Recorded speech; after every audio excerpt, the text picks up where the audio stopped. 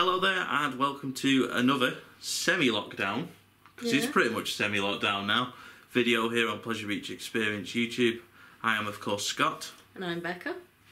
That's us. And we're just going to talk generally about the theme parks being sort of getting open again, because a couple of weeks ago we were like absolutely not opening, weren't we? We were Mr. and Mrs. Negative in there. So we were called in some cases for saying that the parks wouldn't open in the UK. And to be fair, that was something that I felt quite strongly about. I just didn't see them opening. It just didn't seem possible at the time. As we sit here now in the middle of May, I'm still questioning if it's actually possible to social distance on a roller coaster. But to start with, Efteling is now reopened, Toverland's now reopened, Europa Park over in Germany is opening soon, Wallaby is also opening.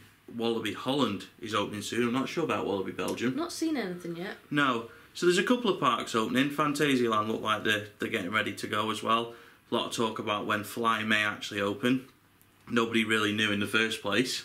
So we still don't know. I'm hoping it doesn't open before we can travel over and get on it, because it would be good to get on it, having been watching with interest what they're doing with that area really, because it does look like an interesting area. But yeah, with those parks opening over in Europe, we're thinking, are our parks going to open now? And it looks like there's a possibility of it. They are making a lot of noise, especially with all the parks having the same date in mind, the 4th of July. Yeah. Not that they've outright said 4th of July we're opening, but certainly Merlin have said, right, we'll give you refunds or change your tickets up until the 3rd. Is that what it is? Is it up to the 3rd of July? Up to the 3rd of July, you can change your tickets, sort them out with them. And I believe Pleasure Beach will put dates on their website. Yes. They've not said anything, they've not shouted, just people have been looking. Yeah. You can book a wristband from then on. Yeah, there's no like social media post from the park saying we are open from this date. But like you say, Merlin, you can change things up to a certain date in July. Yeah. Pleasure Beach have for about a week or so now had on their website 4th of July. They don't say they're going to open on that date, but you can book wristbands from that date. That is what, 6 weeks away? Yeah. And on that particular weekend, me, Mark, and Chris and Gemma, I'm just trying to think if Jimmy and Mike were coming, were supposed to go to Poland on that particular weekend to Energylandia. Now that has been cancelled. Yes. Now if that's been cancelled from Ryanair, not us, I'm thinking if flights are still being cancelled on that weekend, our theme park's going to open on that weekend. I'd be so happy for the parks to be open, that they can make money, but I hope that it's worth it, and I'm just not sure in 6 weeks' time this country will be in a position to reopen theme parks where we can do things normally. Merlin have released an 8-page document, I believe it is, which has been covered on other channels. We will cover it a little bit as well, just in terms of what their plans are, and I just don't know how it's going to work. Alton Towers, in particular, is one of the UK's most popular tourist destinations. We've had amazing weather this year. If this weather carries on and Alton Towers open, everyone is going to go. People are just going to flock there.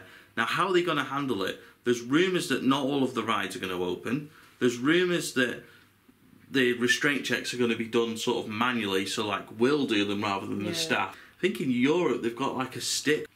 I just think it'd probably be better to have a mask and gloves on. I think that's better than doing it in that way, because there's less danger involved.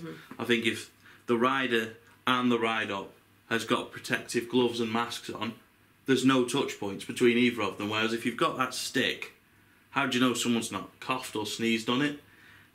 I know that there may be people from parks watching this going, you two are negative, you're not giving us any credit. I'm not giving you credit, I'm just worried. People post on social media, people that I know quite well, who have been followed by TV crews waiting for them to get too close to people. Yeah. They've been filmed on their daily exercise trying to prove that they're breaking the rules. They are looking for anything, the littlest thing, and parks could have a big problem. What makes me laugh is like in that case, like you've seen recently with the beaches down south where they've been absolutely rammed. And the media are going on there going, oh, this is terrible. It's like, yeah, but you're on there. Yeah. You're on there filming these people, so you're there with them. But this is what it'll be. There will be people looking for someone to make a mistake, and there's going to be so much scrutiny on everything. I really want the amusement industry to get back to normal as soon as possible, and I really, really wish them all the best. I'm just so worried that it's just going to come back on such a negative effect. How do you social distance on a roller coaster? I still don't know the answer.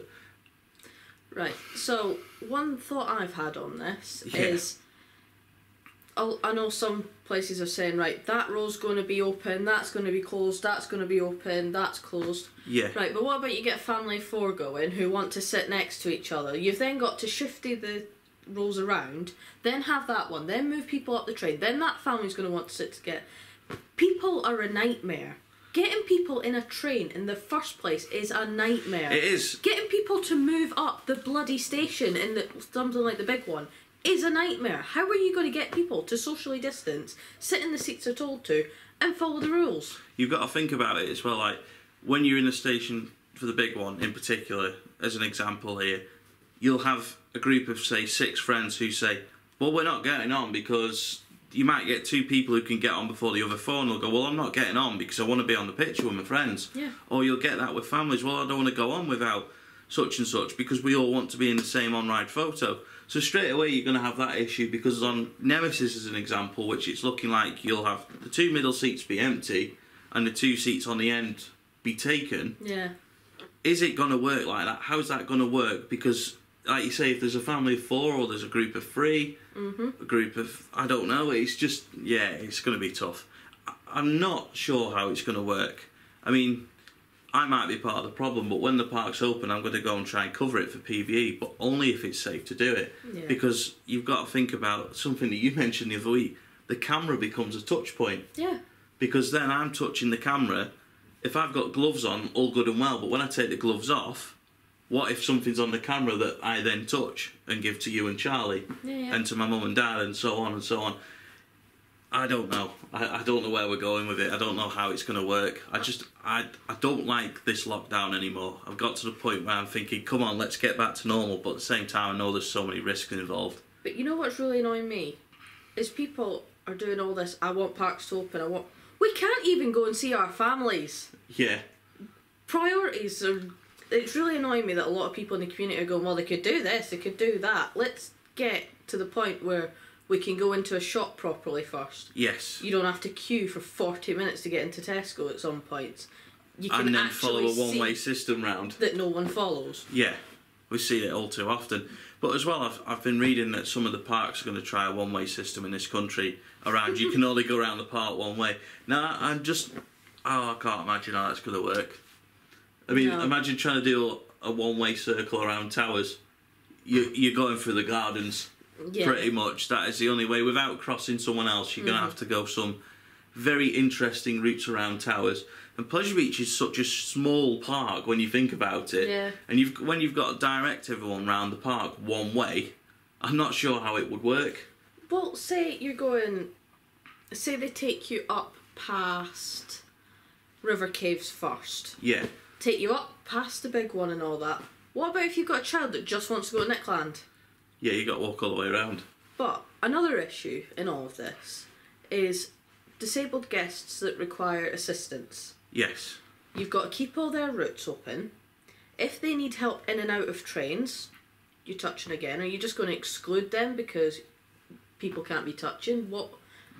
There's a lot to be thought about here. Yeah. In that as well, because if you've got someone coming up an exit where people are then going to come off and go down, you're inevitably going to end up either breaking social distancing or excluding people to make it work. Yeah. Now, it does look, like we've said, as if the amusement industry is going to be kicking in from early July. So does that mean by that point the lockdown's going to be over? Does that mean by that point social distancing is going to have changed? There's so many unanswered questions that I just feel sorry for the parks who will have so many questions to answer. The minute the parks announce we're reopening on this date, they're going to get thrown so many questions that they might not be able to answer because the government might not have provided the answers that they can answer. Yeah. Like, they might not be able to say, yeah, well, Boris has said this, so we can do this. They might not know. So it's... I just think it's going a bit too quickly to get to the point where they're going, well, it looks like everything's going to be fine by then. I think there should be a phase where lockdown's over, but certain things can't open yet. Yeah, like a gradual process. Yeah, it should be lockdowns over. You can go and see your family and friends. Right, that seems to have gone all right. Right, shops don't need the restrictions anymore. Right, now places like gyms and theme parks where people are getting close can now open. Yeah, it's got to be gradual. It can't just be a boom, the world is back. No, I mean, it kind of feels like it would be nice to do that, but unless there's a vaccine, it's not going to happen, is it? Yeah. It just seems too risky to just go... I mean, one of the reasons they did the lockdown was to protect the NHS. They weren't looking after us. Oh, yeah, they were looking after their hospital numbers, weren't they? They wanted to make sure that they weren't having to pick and choose who survived and who didn't, which would have been a very horrible situation for anyone to be put in, especially if you were a health worker and had to decide who was more important than anyone else. Which, to a point, they have to anyway sometimes when you've got 20 of you in a hospital ward all hitting the buzzer. Yeah. Which, having been in the hospital many a time after surgery and chemotherapy, I was one of those people because, yeah, I was a fussy bugger and wouldn't eat certain stuff, as we know, and I was buzzing it quite a lot when I needed to do stuff. But after 3 of the operations, I couldn't move. Yeah. So I needed help, and I feel sorry for them that they would have had to prioritise. Well, they have to anyway, but in that situation where there had not been enough beds, I can see why we had the lockdown, but it just, I wonder where it ends when we get things back to normal. But I think this year is a write-off, I really do. And onto another subject that is coming to mind now because it's not that far away. You think how quick lockdown has actually gone. It's gone really quick considering we've not been able to do anything. Halloween is not that far away. I am worried for the Halloween scare season overall as well because I worry for the attractions. A lot of them rely on that custom, and it's great to see so many of them have opened farm shops. Tully's, Farmageddon especially, Farmageddon's Farmer Ted's Adventures, this time of the year in Ormskirk. So if you are from that area, go and check out his farm shop because he's doing quite a lot for the local community. Tully's Farm are doing a lot as well. But I worry for them because they put on such amazing Halloween events. They take a lot of planning. And that planning would probably be in full swing at this point with sets being built, actors being cast, or at least being looked at who was going to get what roles, what jobs were going to be involved. I just feel sorry for the whole industry and I just hope that we have some normality back soon. But yeah, I don't think we can cover any more on that. But yeah, before we go, I think we should talk about your new blog. Yes, so on the website we now have a blog page that I'm writing. Quite a few on there already. The response has been really good, so thank you if you've already been on there. And if you scroll down to the bottom of the page, you can sign up for updates. You'll only get those when there's new blogs published, which are typically going to be on a Thursday, a Friday and a Monday. Maybe the odd additional one here and there, but generally for those 3 days. Coming soon there will be a big hints and tips blog on how to book multi-park trips. Big road trips. Yeah. European and American and maybe even ones at home. Ones that we don't normally do because we don't have time because we normally do them abroad. But I think we should go on a UK cred hunt when we're allowed. Because there's still quite a lot of coasters that maybe aren't to the level of the big one and so on, but they're still worth doing at some point. We've never really been like, oh, we'll go and do a wacky worm for a +1. Coaster count's not that important. No, but it is nice to keep getting it up there. But your coaster count's going to significantly improve next April as well. It is. I will finally get that last few up to 200 because I'm just below there at the minute because I've not done very much in the last 2 years. Going to California and doing a few parks there. Yeah, finally doing your bucket list. At last. Yeah, so there is a bucket list blog from Becca on the website. But I'll put a link in the description to those blogs and yeah, please check them out. I'm sure Becca would very much appreciate it. But I've seen how much work you're putting into them. There's a lot of going through old photo albums, looking through old pictures, looking for some throwback Thursday ideas especially, and just general ideas going forward. But yeah, I think that's all from us for now. I do apologise, we turned into Mr. and Mrs. Negative again, didn't we? But it's just being realistic. I think that the parks are going to reopen. I think that's inevitable now. I think when was it? 4 weeks ago, 3 weeks ago, we did a video where we were like, no chance, they're not opening. They are going to open, I think. Yeah. I think that's inevitable. How they reopen, we don't know. But on that subject, I have written a blog all about, do we really want socially distanced theme parks? Yeah. So if you've not already seen that, have a look as well, and let me know in the comment section what you think on those. Yeah. Yeah, well, even though YouTube has made an absolute joke of the comment section, it is still great to read all of your comments, and we do our best to reply to them. Because of the way YouTube has now changed the comments, they're quite hard to find, and also it doesn't let you tag the person who's commented to reply to them. So sometimes you may have commented, I may have replied, but you may not get a notification to say that there's been a reply, because I've got a feeling YouTube are getting rid of the comment section slowly. They've made it about this big, and it's really hard to actually tag someone now to reply to them. So I think slowly they're going to phase out comments. We get the odd silly comment, but generally 99.9% of the comments are excellent, and we really do appreciate the support, especially during this lockdown, where you've still been watching us, which is most appreciated, because I looked at the analytics for the channel the other day and I was very, very happy that the viewing time and the watch time is probably the best it's been in about 6 months. So really do appreciate that. But yeah, that really is it now. Thanks for watching, and we will see you in the next video.